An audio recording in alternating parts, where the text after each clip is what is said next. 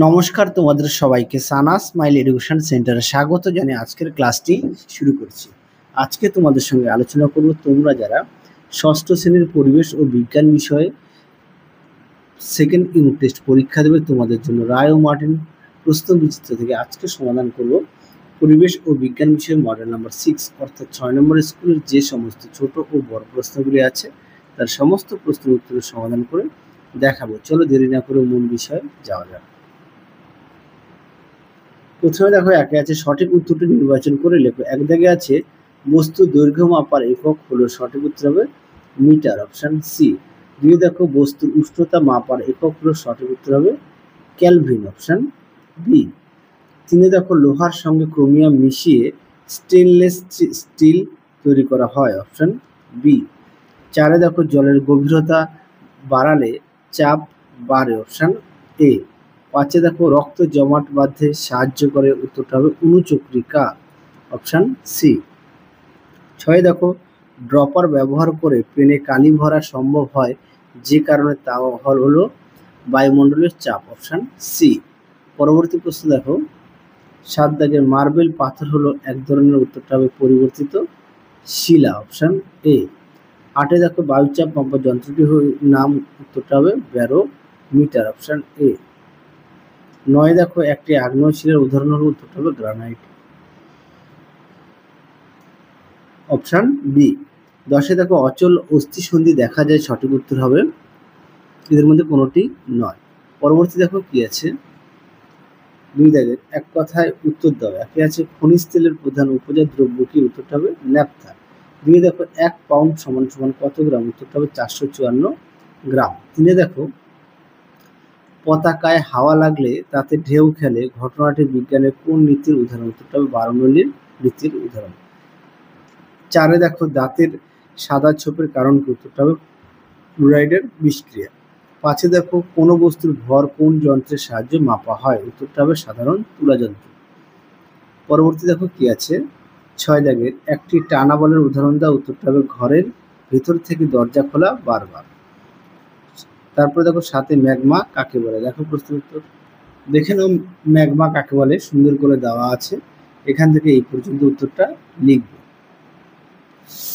পরবর্তী দেখো কি আছে 8 দাগের দুটি সবুজ জ্বালানির উদাহরণ দাও, উত্তরটা হবে সীসাযুক্ত পেট্রোল ও সালফারযুক্ত ডিজেল। 9 দেখো শ্বেত রক্তকণিকার কাজ কি, দেখে নাও শ্বেত রক্তকণিকার কাজ সুন্দর করে দেওয়া আছে, অবশ্যই তোমরা পয়েন্ট দিয়ে লিখবে। পরবর্তী দেখো 10 ত্রিপত্র কপাটিকার কাজ কি, দেখো প্রশ্নের উত্তর।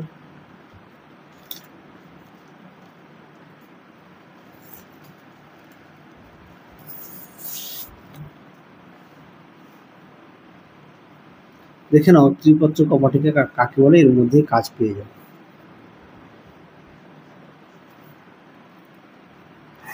পরবর্তী প্রশ্ন দেখো কি আছে শূন্যস্থান পূরণ। 3 দাগের একে আছে 1 ঘন্টা গড় সৌরদিনের 1/24 অংশ। 2 দেখো তামা ও টিন মিশিয়ে ব্রোঞ্জ সংকর ধাতু তৈরি করা হয়। 3 দেখো লোহার প্রধান আকরিক হলো, উত্তরটা হবে ম্যাগনেটাইট।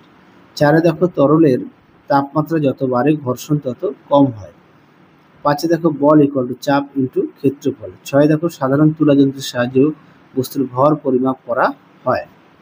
পরবর্তী প্রশ্ন দেখো কি আছে 4 যে কোনো 8টি প্রশ্নের উত্তর দেওয়া। একে আছে স্বাভাবিক পুষ্টির জন্য আমাদের খাদ্য গ্রহণ করা উচিত কেন, উত্তরটা দেখো খাদ্য গ্রহণের জন্য আমাদের দেহের বৃদ্ধি, ক্ষয়পূরণ, রোগ প্রতিরোধ ক্ষমতা বৃদ্ধি ও শক্তি চাহিদা পূরণ করে।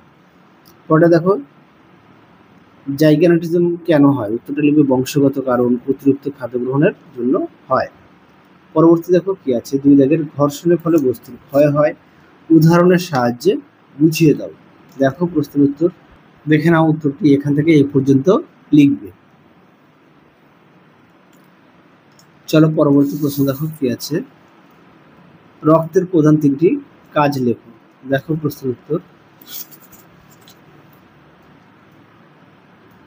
দেখে নাও,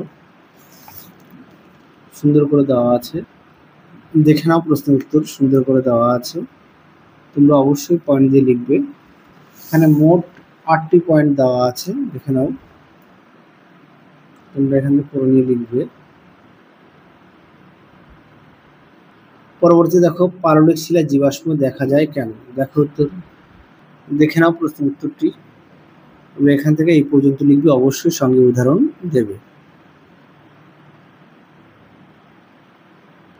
পরবর্তী প্রশ্ন দেখো নদী বাঁধের তলদেশ চওড়া করা হয় কেন? দেখো প্রশ্ন উত্তর, দেখে নাও প্রশ্ন উত্তরটি। এখান থেকে এই পর্যন্ত তোমরা লিখবে।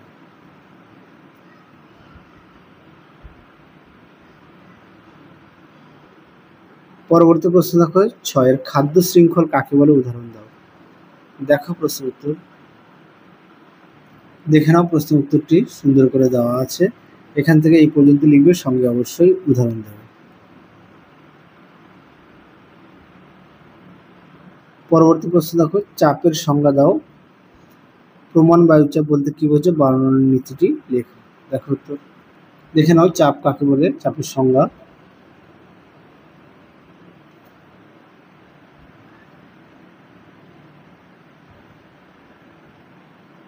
পরবর্তী দেখো প্রমাণ বায়ুচাপ কাকে বলে? দেখে নাও, সুন্দর করে দেওয়া আছে। এখান থেকে লিখবে। তারপরে দেখো বার্নৌলির নীতি, দেখে নাও। পরবর্তী প্রশ্ন দেখো সৌর শক্তিকে পুনর্নবীকরণযোগ্য শক্তি বলা হয় কেন? দেখো উত্তর, দেখে নাও প্রশ্ন উত্তরটি। তোমরা এখান থেকে লিখবে, এখান থেকে এই পর্যন্ত লিখবে। পরবর্তী দেখো বাম স্তম্ভের সঙ্গে ডান স্তম্ভ মেলাও। একে আছে দৈর্ঘ্য হবে, বি আলোকবর্ষ, দুই আছে ভর হবে সি কিলোগ্রাম, 3 আছে সময় হবে সেকেন্ড। তারপরে দেখো 10 দাগে উদ্ভিদের বৃদ্ধি পরিমাপ করা হয় কোন যন্ত্রের সাহায্যে? উত্তরটা দেখো অক্সানোমিটার। পরবর্তী দেখো বৃদ্ধির হার বলতে কি বোঝো? দেখো উত্তর, দেখে নাও প্রশ্ন উত্তর, বৃদ্ধির হার। এখান থেকে এই পর্যন্ত লিখবে। পরবর্তী প্রশ্ন দেখো 11 মৌলিক বা প্রাথমিক রাশি কাকে বলে? উদাহরণ দাও। দেখো প্রশ্ন উত্তর, দেখে নাও মৌলিক রাশি কাকে বলে। এখান থেকে এই পর্যন্ত লিখবে, সঙ্গে অবশ্যই উদাহরণ দেবে। পরবর্তী দেখো ফুসফুসের সমস্যার লক্ষণগুলি লেখো। দেখো উত্তর, দেখে নাও প্রশ্ন উত্তরটি, সুন্দর করে দেওয়া আছে। দেখে নাও, তোমরা অবশ্যই পড়ে নিয়ে লিখবে।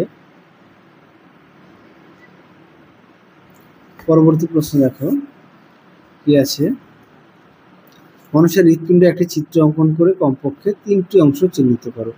তোমাদের এই প্রশ্ন উত্তরটা আগের ভিডিওতে দেখানো আছে, তোমরা একটু দেখে নিও। তাহলে চলো আজকের মতো এখানেই সমাপ্ত করছি। আবার দেখা হবে খুব শীঘ্রই তোমাদের পরবর্তী ভিডিওতে।